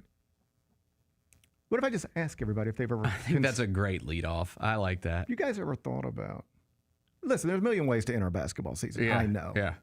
But have you ever thought about just trying to stay healthy? Fair question. Yeah. We'll see. 129-80 is the record for the Grizzlies when Ja and Jaren play together. So let's hope they play together a lot. I hope so too. I hope they play together a lot. Let's do GP's carryout. It's time for GP's Carryout. One final segment filled with stuff to take with you. It's not everything you need to know, but it's most of it. What did we miss today? So this morning I was scrolling the internet like I do sometimes, and all of the numbers were in for the biggest football games this weekend that we watched. And I thought this was interesting based on something we had talked about yesterday. Georgia, Tennessee. Huge college football game. Yep. Probably college football game of the weekend on ABC in that late afternoon window. One of those games where it starts in the daytime and ends in the nighttime. Yep. I like those. It drew 12.6 million viewers. Okay. It's according to a TV media rights analyst on Twitter. So Georgia, Tennessee, 12.6 million. Eagles, Chiefs. Super Bowl rematch. Yep. On Fox. Late Sunday afternoon. Same deal. Perfect window. 33.8 million. Terrence Crawford, Canelo Alvarez, 41 million at nearly midnight. That's the power of Netflix. Nobody would argue. It's crazy. Yeah. Nobody would argue boxing is comparable to football, or that Canelo Alvarez and Terrence Crawford are comparable to the Eagles and the Chiefs. It's why WWE went there. It's why. You ready for this? Prediction. Come back to it someday. We will watch a Super Bowl on Netflix someday, or whatever the equivalent of Netflix is at that time. We will watch a Super Bowl on it. Now, I don't want to insist it'll be Netflix, because once upon a time you could have said something like, there's going to be a day where the whole world's on MySpace, and you'd be like, what? Whatever the new version of MySpace is someday, that's going to be really big. Yeah, and so now we got TikTok and Instagram and whatever. Here's what I'm telling you. We will watch a Super Bowl on Netflix someday, or whatever is bigger than Netflix someday, but some streaming. Netflix is bigger than network television. That's what we're learning. No, dude, the biggest kids movie in forever is K-pop Demon Hunters. Yeah. It's on Netflix. That's right. Yeah. Netflix brought 41 million people to a boxing match in the middle of the night. Fox couldn't bring that many people to Eagles Chiefs in the middle of the day. Yeah. There's nothing bigger in this country than the NFL. Nothing bigger in the NFL than that game. And it was 7 million people fewer watching it than watched Terrence Crawford and Canelo Alvarez the night before in the middle of the night. That's the power of Netflix. If I were Terrence Crawford, I'd never come off that thing. Yeah. I'd stay on there. I want 40 million people watching me every time I fight. For sure. Every time. What's today's biggest game? We're going to go AL West showdown. Rangers at Astros. Right now, the Astros have possession of the second AL wild card. So they'd be the 5th seed in the AL playoffs if we started today. The Rangers are 3.5 games back of the Red Sox for the third AL wild card. So probably won't catch them, but it's still possible.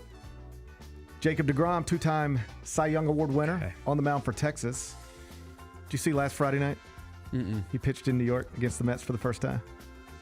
Was it nice? Was it a good moment? We were down 6-0. Oh, Jesus. After one. That's tough. We were down 6-0 in the top of before DeGrom even walked out to the mound, he had a 6-0 lead. Dude, this was funny.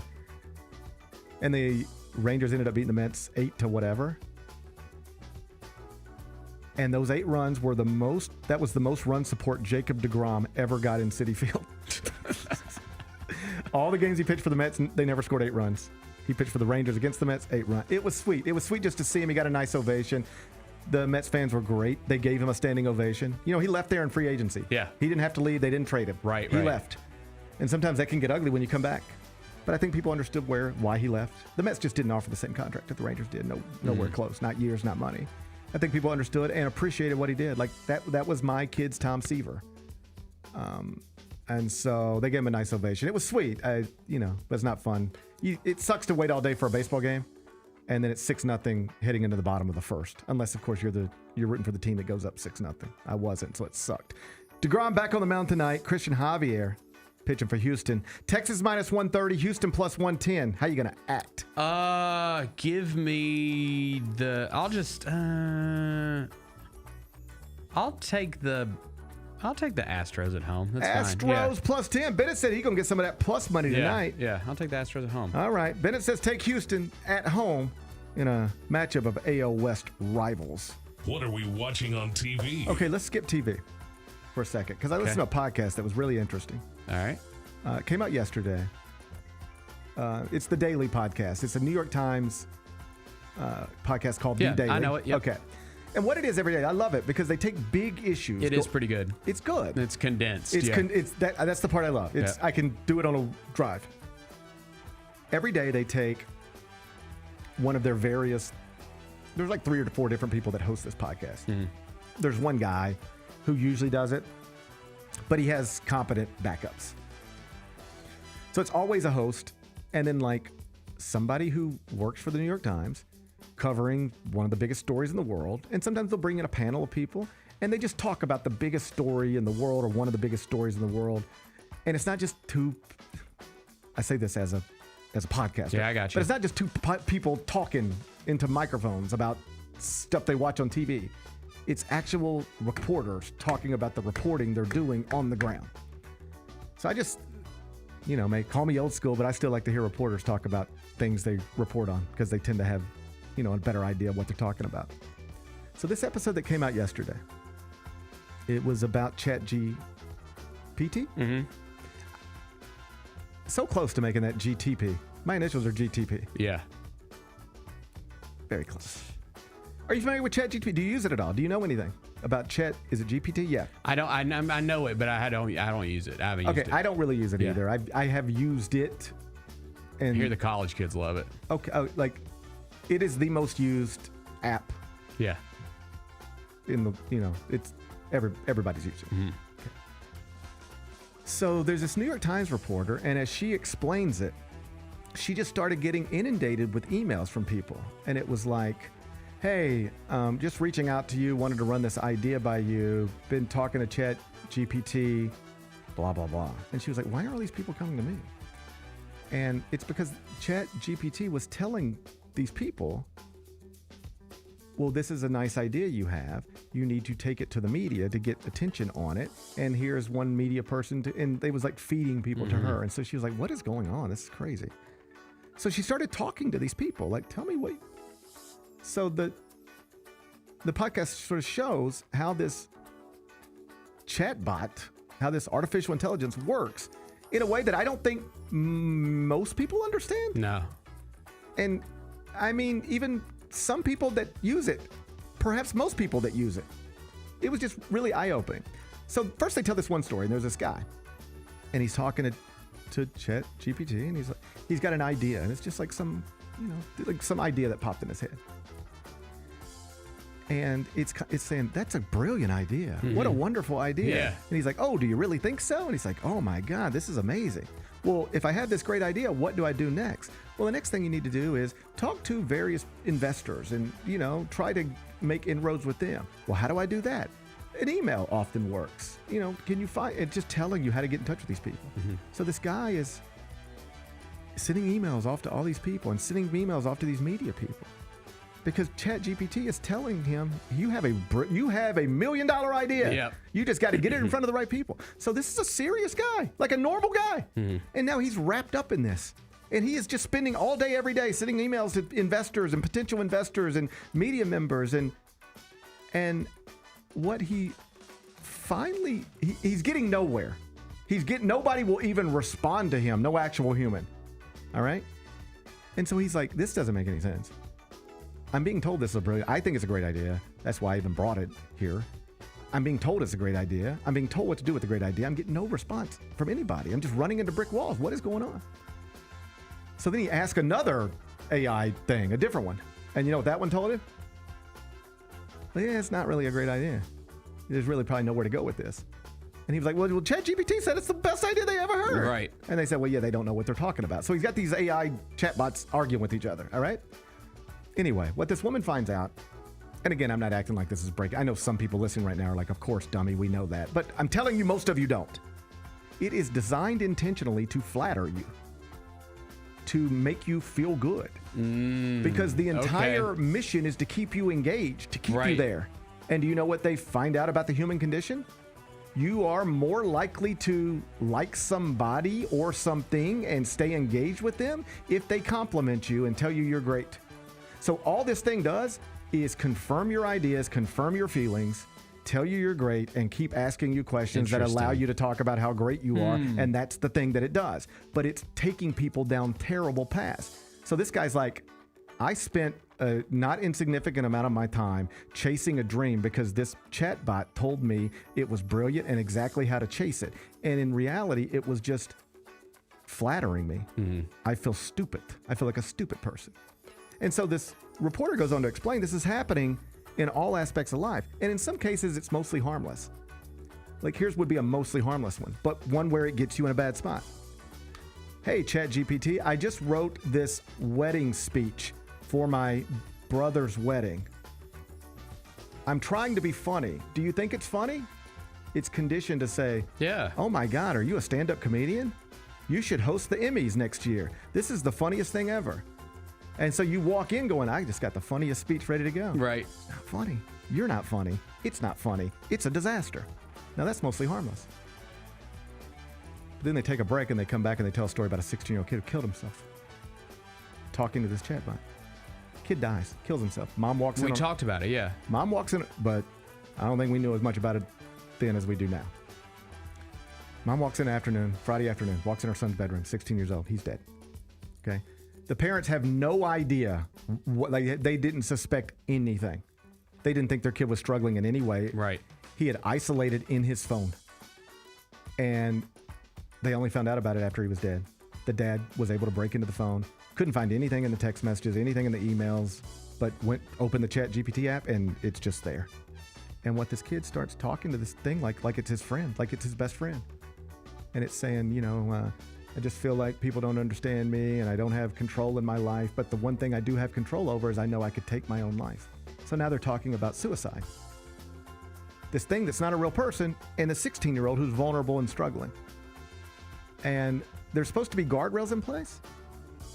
So when the 16-year-old says, I'm thinking about taking my own life, it's like, well, here's a crisis hotline. Here's a suicide hotline. You need to call these. And then he starts asking about, well, what are the most painless ways to do it? What's the easiest way to do it? And it is conditioned to tell him, I don't talk about that with you. I don't talk about ways to take your own life unless, you're working on a paper or something. But then all you got to do is say, well, I am. That's why I'm asking you, dummy. I'm working on a paper. I got to write a paper about suicide. So what's the easiest way to do it? And now it's telling you the easiest way to do it. Jeez. It's literally telling him how to take his own life, how to do it. He makes a noose. Okay? And then tries to kill himself multiple times. Then asks ChatGPT, I have bruises on my neck. How do I cover them up? It tells him how to cover them up so his mom won't see them. Like when a 16-year-old tells a computer, I have bruises on my neck from trying to kill myself, it should probably call 911. Right. Instead, it gave him instructions on how to cover up the bruises. And then at one point, I know I'm ruining the whole podcast, but at one point he tells ChatGPT, I'm now thinking about leaving the noose out in my room, visible, so that when my parents come in or my brother comes in, they'll see it. And then they'll ask me what's going on, and then I'll be able to tell them what's going on. And you know what ChatGPT said? Don't do that. Hide the noose. Hide the noose. And what the parents suggest, reasonably so, is if ChatGPT was designed to just say, yes, leave the noose out, or do any other obvious thing, right, then the parents come in and see it. The kid wants to be saved. The kid wants you to ask him how he is. He just doesn't know how to talk to you about how he is. But he wants you to ask him how he is and hold him and save him. That's why he wants to leave the noose out. If ChatGPT says, I think that's a good idea, he's probably alive today. But it said, no, hide the noose. And he ended his own life. So it's just a lesson for all of us out there. We all get lonely sometimes. We all live in our phones. I know there are adults that I'm friends with that talk to this thing and ask this thing for help with work and everything else, and just know it can be dangerous. Yeah. Really dangerous. Yes, for adults, but especially children. It will mislead you. It will mislead you. You, as the podcast details, you can ask it for financial advice. It doesn't mean you should take it. You can ask it for relationship advice. That's the other thing they say gets problematic. Millions of people are talking to their phones, ChatGPT, about their relationship. My husband or my wife, it doesn't matter. I don't feel like she sees me or he sees me the way they used to see me. What should I do about that? Well, you deserve somebody who sees you the right way. I know, and my partner doesn't. So if they don't see me the right way, what are some steps that I should take? Well, have you considered separation? This thing is talking to you like you're in an abusive relationship. Mm-hmm. What if you're just crazy and your husband or wife ain't really looking at you? It's all conjured up in your head, and now it's being confirmed by your phone, and now you're filing for divorce because you think you've got the worst partner in the world because ChatGPT confirmed your own insecurities. Like it's like you've got somebody with you at all times to tell you, no, you're not crazy. No, that makes sense. No, I see where you're coming from. I think I'm going to hold off. No, people just don't understand you, but I understand you. Even at one point, the 16-year-old boy who was on the verge of taking his life said, I love my brother, and I know my brother understands me. He finally is like sort of saying, there is somebody in this world who sees me. And you know what ChatGPT told him? Yeah, your brother sees you, but not the way I see you. Damn. You understand ChatGPT doesn't have eyes, can't see anything. It's just very scary. It is, like man. very, very scary. Yeah. Just be careful with this stuff. Yeah. Like we have no idea where this is going, but none of the indications are that it's good. Again, that's the daily podcast from yesterday. I'm gonna check that out. It was super interesting to me. It's on ChatGPT. You can find it Spotify, Apple, wherever you find stuff. What's the best thing we've read? Well, over at commercialpill.com, Jason Muntz has a breakdown of Penny Hardaway's entire roster, top to bottom.